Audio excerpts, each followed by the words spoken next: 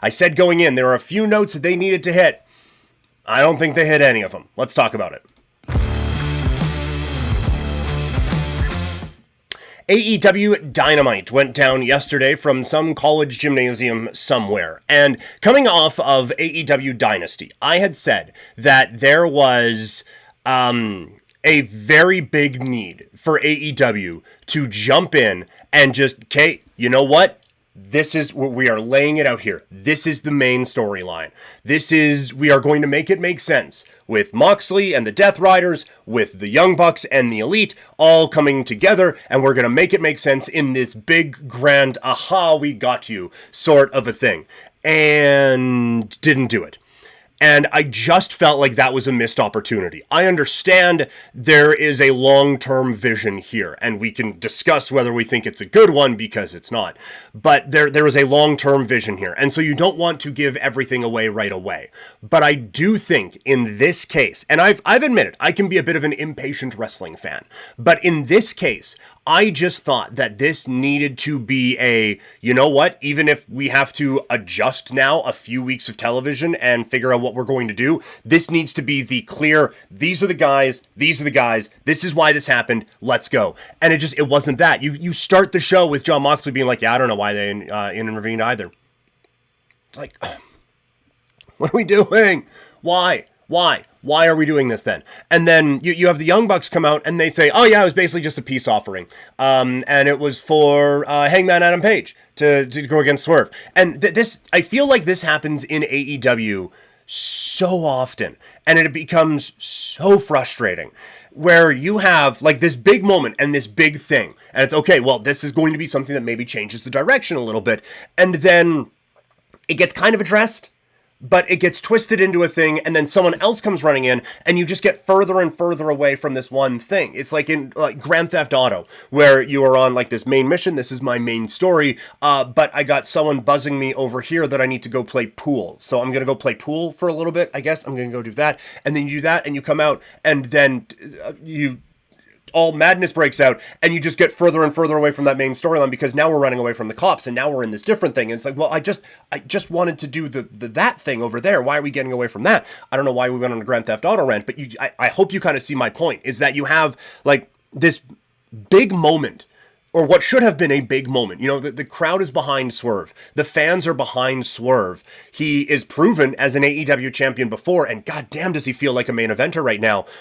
You have this big thing, and it's okay, if you don't want to go with him, then fine, but the main turn and the main whatever to get away from that needs to kind of tie in with the bigger overall point. And there is something there, and that is why I get a little bit more frustrated with this, is you can do we are the guys on the inside, we want to like kind of kill this thing, right? And that's basically what this is right now, is that the Death Riders is Jon Moxley wanting to shape AEW into his vision of professional wrestling, that they want to turn this company into what they think pro wrestling is supposed to be. And fine, okay, then you have the Young Bucks, who were kind of trying to kill the company. Like it was a year ago, because it was around the NFL draft, where they did that thing on Tony Khan, and then he shows up on the draft in the neck collar. And again, that this is another example of that, where okay, they're in charge now, they're the EVPs, and they're able to run things a little bit. And then Tony Khan comes back, and we don't really address that, but we're still just like two competing entities on the same thing, but it's never really talked about. And then it kind of just goes away, and there's the paper shredding thing, and then that everyone is holding on to that as, okay, this was that tie-in. And it's Omega just saying, you know what, they were just shredding documents about, like, old private jets and stuff like that. And I am hoping that is him just being naive and there is a bigger thing going on. But again, AEW, and this was one of the things we talked about in the preview yesterday, AEW has lost all goodwill and lost the benefit of the doubt that, okay, well, this will be addressed. Because we're about 9 this will be addressed ago, and nothing gets addressed and nothing gets done. The only thing that happens is the TV ratings go down every week, and the size of buildings that they go to go down every week. And it's so frustrating, because it feels like there's something there, and if you want to latch onto it, like a tale as old as time is heel group trying to run things and trying to kill this company, right? And you then have to take a bit of a logical leap, because why are they trying to kill this company that is probably paying them handsomely. But don't think about that. Why does every bad guy in the world want to destroy Gotham City of all places? Who knows? But you can at least have that. It's a tale as old as time. Instead, it's just, well, they're kind of doing this and they're kind of doing that. The other thing that is really annoying about all of this, and it's been pointed out on several podcasts before. The one I heard it was Post Wrestling, but they're right. Okay, if you want to say, like, Moxley wants this company in his own image, and he doesn't want these just soft challengers, he's getting some pretty hard ones. You know, like Swerve Strickland, the match that we will remember him for is a death match where he's getting needles put through his face. And to set that up, he invaded someone's home and were lighting things on fire and stuff like that. So I would say kind of a badass. You have Edge, Adam Copeland, who as Edge speared Mick Foley through a flaming table at WrestleMania and has been in thumbtacks and took several months off because he broke his leg diving off the top of a steel cage. And so again, and before that it was Bryan Danielson, who has almost died and come back in AEW and in pro wrestling. So okay, if you want to say like all we have are these just like flippy dippy bullshit guys, then fine. But then it should be against like Will Ospreays or Ricochets or Speedballs or guys like that, right? It shouldn't be the guys who kind of fit the style that Moxley is saying that he wants in this company anyway. So it just, again, there's this disconnect of what is going on. The other part, I know I've said the other part, another part that is very frustrating about it is that, okay, if you want to do this, we're going to kill this company bit, then fine. But no one else has gone against that, right? Like Swerve, I want my world title back. Adam Copeland, I want to be the world champion. Bryan Danielson, I'm world champion until I lose and then I retire. No one is saying, well, no, I want to take that back from you. You had that in the beginning when it was Darby Allin and Orange Cassidy and those guys. They were fighting for the soul of AEW, and then they lost, and then that story just kind of floated away. And you have, again, Moxley saying that he wants to crumble this company down just to build it back up, which doing a hell of a job. But no one else is fighting against that. They're all just, well, I want to be AEW champion because I want to be the champion. Okay, but he's trying to kill your company. Do you not understand that? Yes, but what if I were champion? Like, God. It's just annoying. Crash in the Twitch chat. The only long-term story that has worked is Swerve against Hangman because they keep getting in each other's way. Look at Cope Christian. It seems like they should hate each other, but they aren't doing much against each other. Yeah, Cope and Christian could have a huge feud. And they had a pretty good kind of back and forth in there a little bit. And now it kind of seems like maybe we're setting them up for to team together because both their factions have just turned on each other. But that is an excellent point, Crash. Swerve and Hangman is an excellent long-term feud, which makes it all the more infuriating that now they're teaming together! Or at least it seems like it. Like, okay, I said this on the preview show, or maybe it was the Dynasty recap. There are times where, you know, hockey or UFC fights, which we'll talk about a little bit later on, there are tons of trash talk. These guys hate each other. And then you get a blood feud and all of that. And then you go through the thing, and then it's, you know what? I hate you, but God damn it, Ron Burgundy, I respect you. And then you handshake and hug and do all of those things, and we get very, very happy about it. And okay, this shouldn't be that. One guy broke into his home and stood over his newly born child in their crib whilst breaking into their home. The other responded by lighting a house on fire. I don't think one match gets over that. Also, you tried to kill each other in a cage match. There pile drivers on cement blocks, and again needles. Like what are we doing? Why are these guys getting along? We don't have to they don't have to have a 9-year blood feud where they just hate each other the whole time and they're the only guys who they can wrestle. But let's not have them get along, okay? And if we are having them get along, then have it be, these guys are going to kill our company, and this is the only thing we can do to save it. Cool. Done. Because we kind of did that last time, and then, well, these guys are going to try to kill our company. Well, we're trying to get together to save it. And then Hangman got super pissed that people were helping out Swerve and started lighting shit on fire. It's just so annoying that like you have this thing that created so much emotion, and then 3 months later, it didn't really matter. They did this with Willow Nightingale and Chris Statlander as well, where that was an amazing feud, and then they had just a hardcore match for the ages, and then they weren't on TV for 2 weeks, and then Chris Statlander came back as a babyface. Why? There's just no... They get these things that should be good and in theory could be good, and it's just they make all the wrong decisions along the way, and then you get to the end and it's like, oh, okay, fine. I guess that's the thing we're doing. Like, that is just, that's what is so infuriating about, I mean, again, one of the things that is so infuriating, I said, I put a poll up here on Twitch and on YouTube about what is kind of killing AEW right now, and I said jokingly to Deeds, I actually probably should have put everything as an option as well.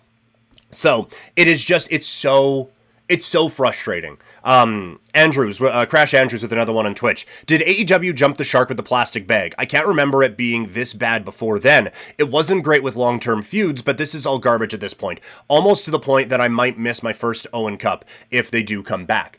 I think that was kind of the last straw for a lot of people, and it has kind of continued on with this thing.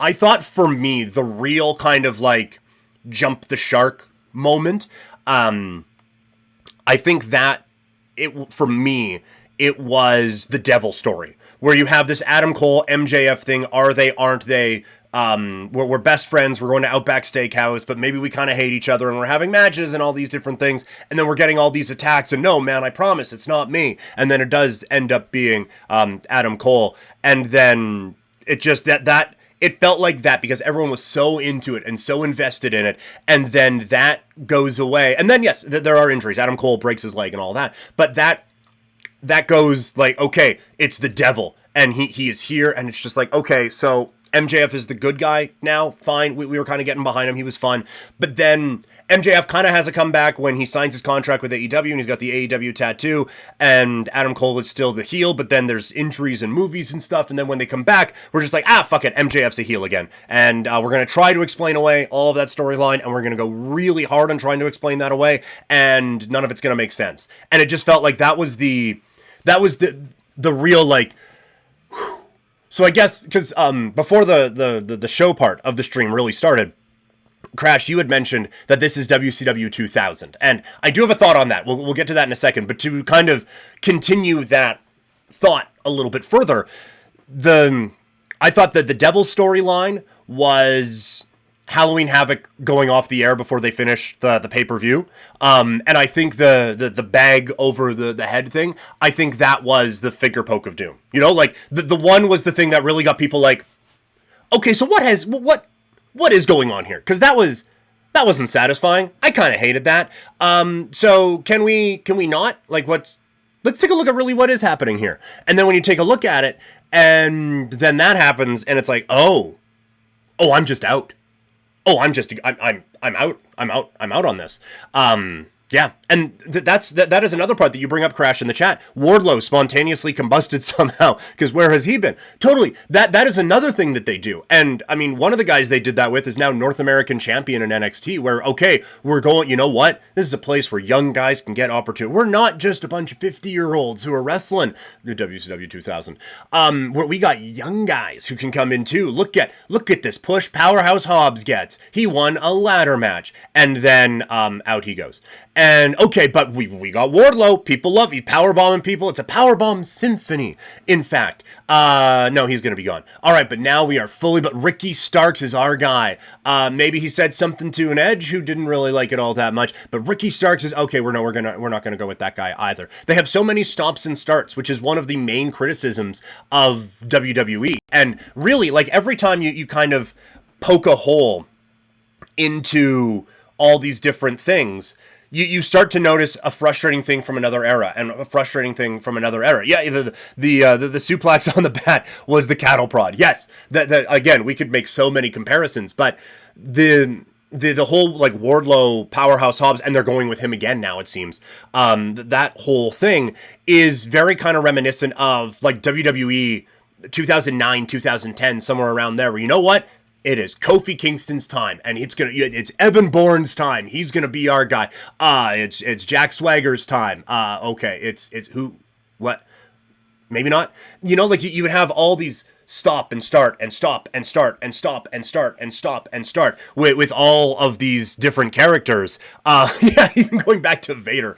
That one was just Shawn Michaels was pissed at him, but. You have a stop and start, and we get invested, and we get excited because it's a new character and it's a new thing. Wrestling fans love new. Jim Ross says that on his podcast all the time. Wrestling fans love new, and so okay, we got this new young thing that we're really excited about, and then it kind of fades away. Even like the championships, you build up a big title, the TNT title. This is our mid-card championship, but we're gonna also introduce what was it? The Atlantic title, and then it's the intergalactic whatever, and now it's the international championship. And okay, well which one of the are they the same? Are they what are we doing? Oh, now we're doing the Continental Cup. That's gonna be a championship as well. Like what? What are we doing here? You just, again, you have all these great ideas, okay, we're gonna run with this, and then it's just it's gone, and then we're gonna run with this, and then off it goes, and we're gonna have the Young Bucks take over the show, and okay, they take over the show for a couple weeks, and then Tony Khan comes back in a truck, and now they're both running the show, and it really doesn't seem like there was much consequences, even though we had a bunch of matches saying that this is for the heart of AEW, and now we are doing it. Now we're doing it again. The main comparison I think you can draw with AEW, because Crash, I do think that the WCW 2001 is apt. I do think the wrestling on these shows are a little bit better than what was going out at WCW 2000. And so the comparison I would make would be like TNA, 2008, 2010 range, where there's so much talent. They have this amazing opportunity on television, and there isn't one story that makes a lick of sense. That's where it is, where you have okay, we're going to do... Oh, and the other comparison I wanted to make with that is that every 6 months there's a new faction that wants to kill everything, right? It's the main event Mafia. It's what was it? Where they are coming with Abyss running out saying they are here, and then it's a new company with or a new faction with Fortune and those guys, right? And then you have Aces and Eights, right? It was just it was every quarter basically, or every half year. Okay, we're gonna have a new thing that's gonna try to be the NWO. That is the thing inside the thing that is gonna try to ruin the thing. And that is this year. It's the Elite are going to try to kill the company. It's the Death Riders are going to try to kill the company. And we have all of this unbelievable talent. And none of it is coming together in a cohesive way that is drawing the eyeballs that you would think all of this talent should be drawing in. And that is another part of this whole thing, is that there is so much frustration with this show, because you have an amazing opportunity and you have an amazing roster. Moxley said it at the start of the show that this is one of the best rosters ever assembled in AEW or in pro wrestling, when you look at the amount of talent that they have. And then you get Adam Cole winning a title on Sunday. No one cares. And it's a one segment thing, a vignette thing. And you have 3 championships right now. Think about that. Think about, there are 4 singles titles on the men's side in AEW right now. And they are held by Jon Moxley, Adam Cole, Kazuchika Okada, and Kenny Omega. If you tell us that when AEW starts, hey, by the way, they're going to have 4 singles titles, and these are the guys who are going to be holding them, and they are all full-time with this company, you would just have... Your head would have exploded. That would have been, okay, this company is taking off, man, and they're taking over. Here we go. And it's not the case. Okada has never felt more irrelevant in pro wrestling than he does right now.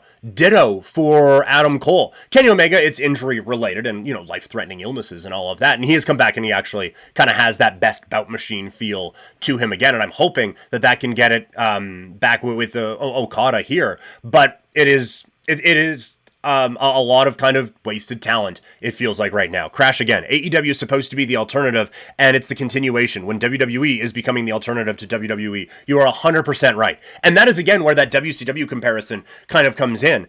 What really started the downfall of WCW was WWF being yeah, fuck it, man. Attitude Era. Let's go. Mike Tyson's out here. We're lighting things on fire with a lot of poop jokes, and we're doing a lot of these different things that no one else is doing at this time. And we are basically just answering all of our critics and be like, yeah, we should probably just do this. That's what WWE is now. The WWE product, I mean, it's not where it was a year ago with the Bloodline story and Cody's story and all of those things, but boy, is it fun to watch right now. And so there is no one's clamoring for a WWE alternative at this point. No one's really fighting for that.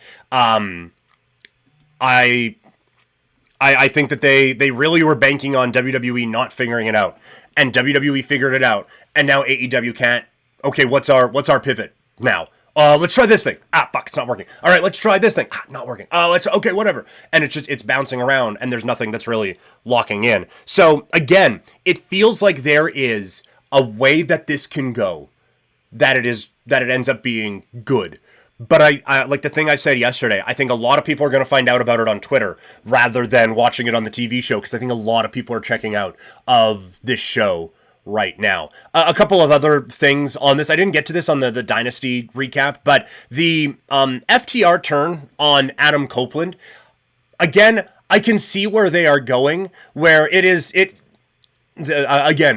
post-wrestling pointed this out, where it was very much Brett and Owen, where, okay, we don't like each other, but you know what? We're going to channel this hatred, and we're going to go after some championships, and that's going to bring us together. And then we lose, and it's like, well, fuck that guy then. And so you can see where a frustration would come from. But Copeland brought up an excellent point in the promos that led up to that Trios Championship match. Adam Copeland, helped those guys and is going after the group that actually tried to murder FTR, where they put the bags over their heads and they just totally took out the Rock and Roll Express. They did some awful things to those guys, but you know what? This guy lost us a wrestling match, so fuck him. What? And again, the turn wasn't even that bad, and it looked really bad with the pile drivers and the concertos, and oh wow, Edge had this neck thing and all of that. Sorry, Cope had this neck thing and all of that. And so again, you can kind of see where their motivation is, except there was that thing that happened a little bit ago, and again, very WWE, where people forget about that, don't worry about it. So a lot of frustration with this, and the problem is, again, the wrestling was pretty good. That 8-man tag, which,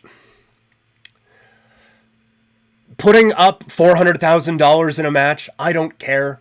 It's